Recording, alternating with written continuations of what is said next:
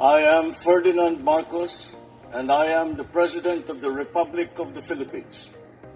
I stand today on behalf of 110 million Filipinos. Everyone, hello universe, it's me again. Hi everyone, hello universe, it's me again. Shout out sa inyo mga kababayan, sa mga Marcos Lolili supporters, Filipino and OFW. Katulad po ng sinasabi ko, may karugtong po yung ating in-upload na balita kagabi na si Saldico ay hinuli po ng mga autoridad sa Prague. Prague, Czech Republic ba yun, guys? Correct me if I'm wrong. But anyway, oo, sa Czech Republic, of course. So, ang mismo nagsabi ito, walang iba kundi ang mahal na Pangulo, mga kababayan.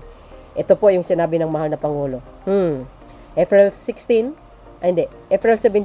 today, 2026. Ito.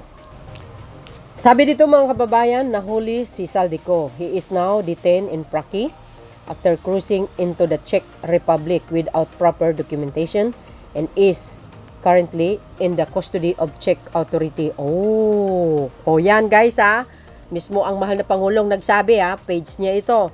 We are in close coordination with the Czech government to ensure that all legal process are followed and to arrange for his return to the Philippines at the soonest possible time. We will keep the public informed as development unfold. O diba mga kababayan, ayan mismo ang Pangulong nagsabi, hindi ako. Yan ang pinaka-source, ang Pangulo ng Pilipinas. Tingnan nyo may mga nagko-comment. The one mastermind is now broadcasting itself. Sabi ko sa mga DDS, yeah, galit na galit sila Siyempre, matalino ang Pangulo. Diba? Yung mga mastermind na sinasabi nila, at ang totoong mastermind, yung mga sinusuportahan nila. But our President Marcos Jr., oh my goodness. Manigas na lang kayo sa kakabintang, wala kayong mapapala. Dahil wala naman talaga sunod-sunod na yan. Next is Harry Roque. Good job, BBM admin. God bless Philippines. Not only Harry Roque, guys. Atong ang pa. Marami pa. Abangan po natin. Nakaantabay tayo dyan, Saldico got arrested. The PH is healing. Si PBBM lang ang sakalam. Di ba lagi kong sinasabi, tahimik ang Pangulo pero mapanganib ang galaw niya. Mga kababayan, di ba? Ina-underestimate nyo ang kakayahan niya. Ano yung sinabi ni dating Pangulong Digong? Walang alam si PBBM, weak leader, sinasabi. Now, sinong totoong weak? Sige nga. Sinong totoong weak? Di ba yung totoong weak nakulong? Di ba?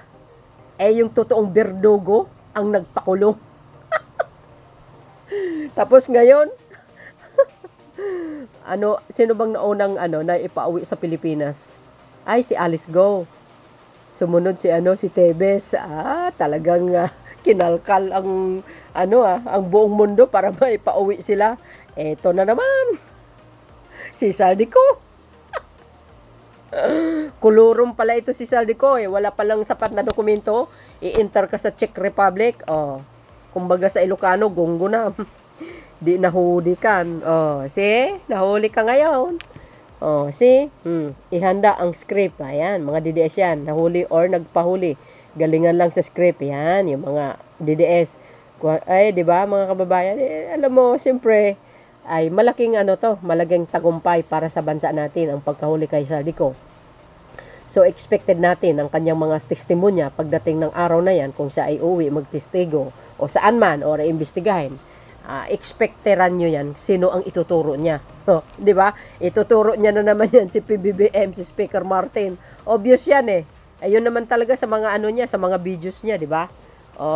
Sabing mali-malita, yun pala. Kagagawan din pala yung mga tao na mahilig magbintang sa Pangulo.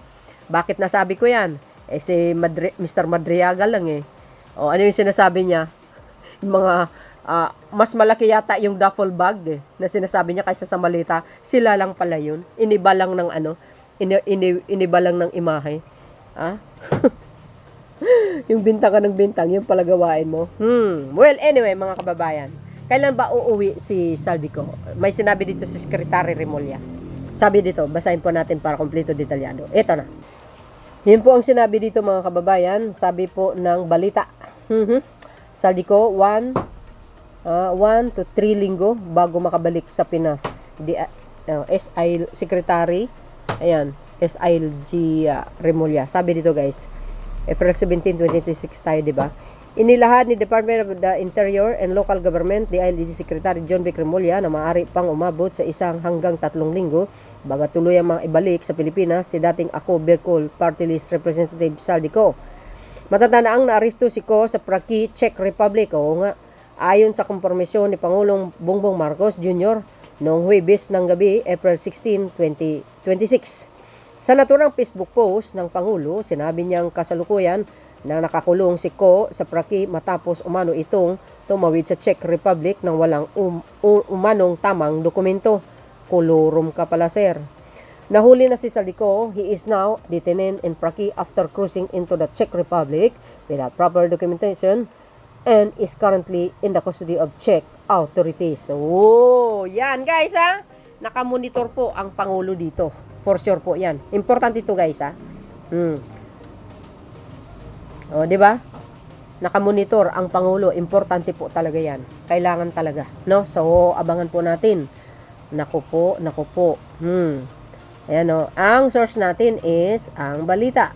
Parang nakapante na. Nakampante. Inahalad ni DILG Secretary John Vic Remulla na maaaring pang umabot sa 1 hanggang 3 linggo bago tuluyang makaibalik sa Pilipinas. Siyempre guys, mga ano yan sa mga documents kailangan maraming hihilingin ng Czech Republic na mga papers para maibigay si Saldico sa Pilipinas. OMGos. Ano kayo masasabi ng mga pamilya nito, no? Alam niyo mga kababayan, sa totoo lang, kung wala ka naman tinatago, ba't kailangan mo pa mag-iskapo or magtago sa iba't ibang bansa, di ba? Oh, bakit kailangan mo pa magtago? My goodness. Di mo na kailangan magtago. Harapin mo yung kaso mo. Di ba kung wala kang tinatago? Ngayon, kung nagnakaw ka, di ibalik mo. Pero siyempre may kaakibat na pagkakulong yan. Nagkasala ka di ba? Oh, pag nagnakaw ka sa kaban ng bayan, hindi po pwede yun. So, ayan, 1 o 3 linggo bago makabalik sa bansa. Pero hindi natin alam, baka mapadali, depende na po sa usapan ng Pangulo to Pangulo. Ika nga, country to country. Alam nyo naman, si Pangulong Marcos Jr., lahat gagawin niya po yan. Sabi ng iba, who's next? Well, abangan po natin if who's the person. Diba? Hindi lang yan. Ito po ang sinasabi ng kapulisan, mga kababayan. Basta, ayan, sabi po, PNP, bine-verify ka ang pagkahuli kay Saldico. OMGos. Naka. Bine-verify ka ng Philippine National Police, which is ang PNP, ang ulat hinggil sa pagkakadakip kay Saldico sa Prague. Ayon sa PNP, sakaling makumpirma ang impormasyon, agad silang kikilos upang suportahan ang lahat ng kinakailangan legal proseso. Kabilang ang pakikipagnayan para sa pagpauwi kay Ko sa Pilipinas, sabi po ng DZRH. So, abangan po natin yan mga kababayan. Ito po, ulitin natin ang sabi ng Pangulo. Ayan o. Diba? Nahuli na si Saldico. He is now detained in Prague after cruising into the Czech Republic without proper documentation and is currently in the custody of Czech Republic. We are in close coordination with the Czech government to ensure that all legal processes are followed and to arrange for his return to the Philippines at the soonest possible time. Yan po ang sabi ng mahal na Pangulo. So yun mga kababayan, as I said, nakamonitor po tayo dito sa pagkahuli kay Saldico. So ibig sabihin, confirm ay nakakulong si Saldico ngayon dyan po sa Czech Republic ayon po sa ating mahal na Pangulo. Kaya antabayan po natin ang susunod ng mga kaganapan tungkol dito sa pagkahuli sa kanya. Thank you guys for watching. Follow me and likes. Don't forget to hit the bell para lagi kayong updates. Okay? See you again on my next upload. Bye and baboos. God bless Philippines. There's more.